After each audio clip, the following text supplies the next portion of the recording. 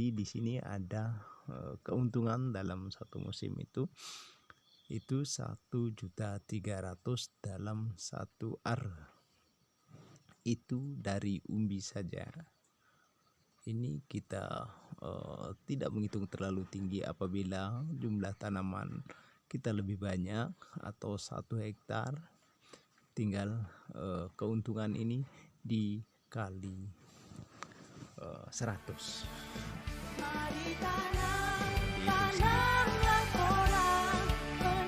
Bagaimana cara?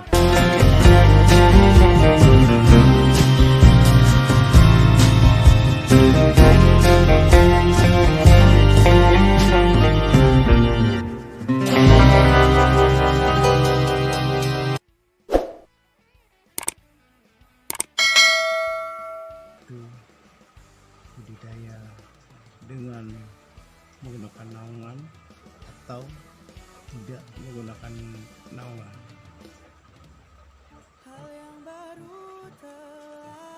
Baiklah saudara-saudara semua, para penggiat porang, petani porang, sekarang sekilas kita akan menampilkan gambaran di mana umbi porang yang saat ini sudah kita lakukan pemanenan, dan insya Allah ini di bulan 4 kita akan panen raya.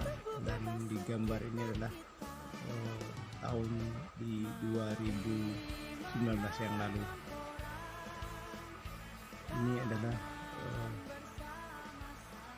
gambar-gambar yang kami ambil tahun sebelumnya, tapi sekarang kita akan coba membuka apa itu porang.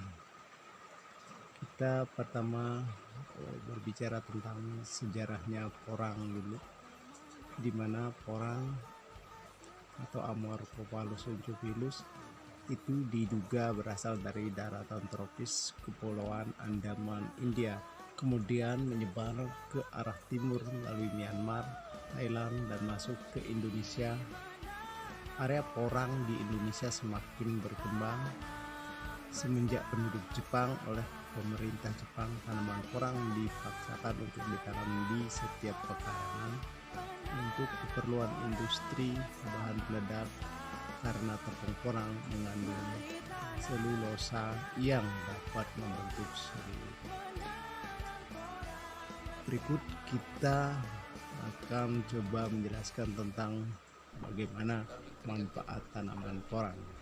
Manfaat tanaman porang yaitu dimana khasiat bagi kesehatan tubuh, mengurangi kadar kolesterol darah, memperlambat pengosongan perut, dan mempercepat rasa kenyang, sehingga cocok untuk makanan diet bagi penderita diabetes. Porang juga merupakan serat yang secara alami dapat larut dalam air, tembus cahaya, dan bersifat seperti agar-agar dan tidak berbau, sehingga dapat digunakan sebagai pengganti agar-agar atau gelatin. Porang banyak mengandung vitamin A dan vitamin B, lebih tinggi dari kentang. Kandungan karbohidratnya lebih dari 80%. Komponen atau kandungan yang terpenting adalah glukomanan. Itu adalah beberapa dari manfaat porang. Ada juga manfaat lainnya. Ini adalah sebagai lem terbaik, campuran kertas agar kuat dan lemas, pengganti media tubuh mikroba, pengganti selulosa dalam film, isolator listrik, campuran dalam alat-alat pesawat terbang, dan parasut. Berikutnya ada juga manfaatnya untuk campuran makanan shirataki dan konnyaku, penjernih air, pengikat formulasi tablet, pengental sirup, dan bahan obat. Itu manfaat-manfaat atau kegunaan dari porang. Selanjutnya kita membahas tentang keistimewaan tanaman porang. Keistimewaan tanaman porang yang pertama adalah tanaman porang dapat tumbuh baik di bawah tegakan tanaman kehutanan maupun perkebunan, sehingga sangat cocok untuk dikembangkan di bawah tegakan hutan. Tanaman porang ditanam sekali, tanam untuk selamanya apabila tanaman naungan yang cukup baik dan tidak rusak. Kenapa dikatakan tanaman porang sekali tanam untuk selamanya? Karena apabila kita menanam satu batang saja, kita tidak berbicara puluhan ribu batang, kita berbicaranya satu batang saja, itu nanti akan muncul calon pengganti benih atau calon pengganti bibitnya dari ubil atau katak, yang dimana dalam satu batang porang itu akan menghasilkan katak itu minimal 4 sampai dengan 30 biji per batangnya. Itu juga akan mengikuti musim. Kalau dia satu musim atau satu tahun itu maksimalnya ada 5. Tapi kalau dia musimnya sampai dengan 2 atau 3 tahun itu rata-rata di atas 20 katak per batang. Tanaman porang mudah dipelihara karena tidak memerlukan pemeliharaan khusus atau yang intensif. Yang keempat, memiliki nilai ekonomi tinggi dibandingkan tanaman tumpang sari lainnya dan prospek pasar cerah dalam 10 hingga 20 tahun ke depan.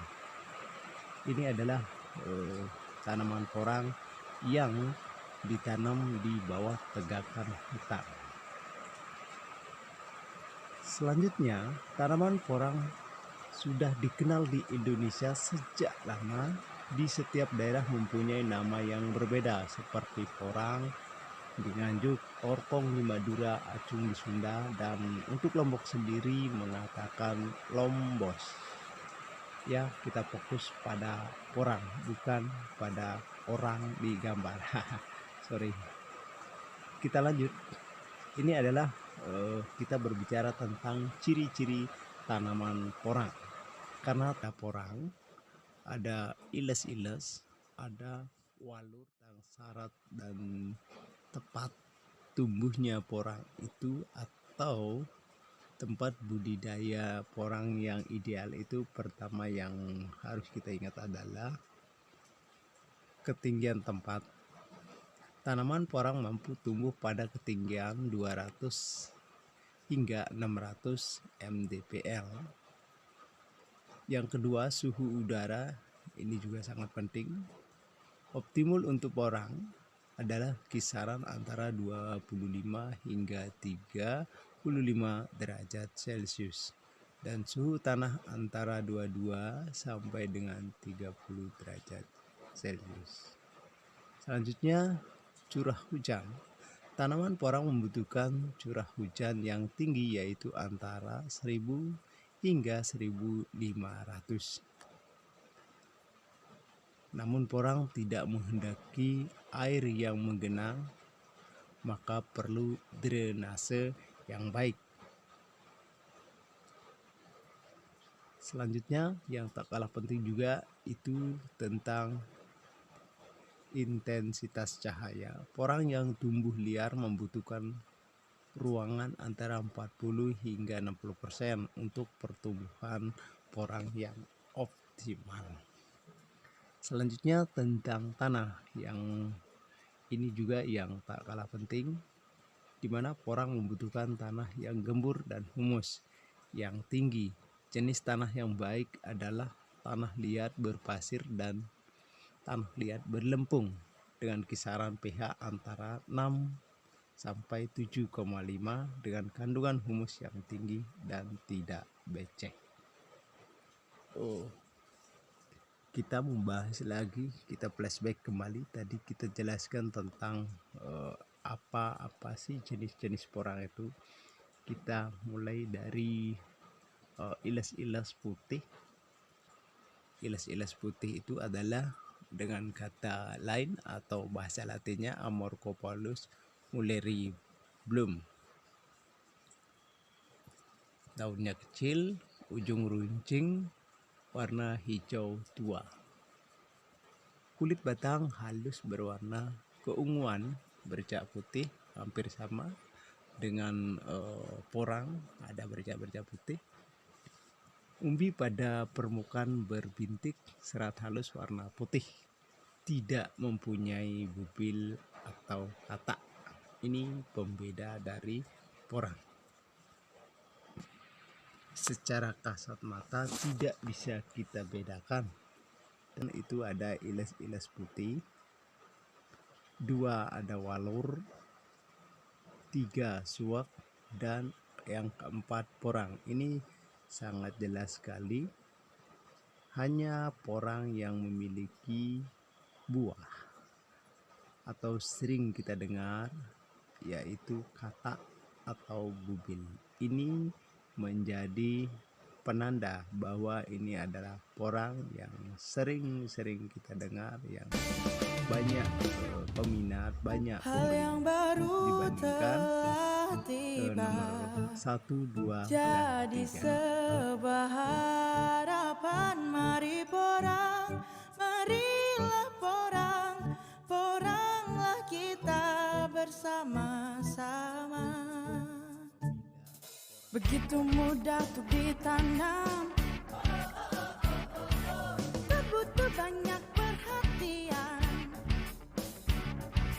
berjenis umbi-umbian,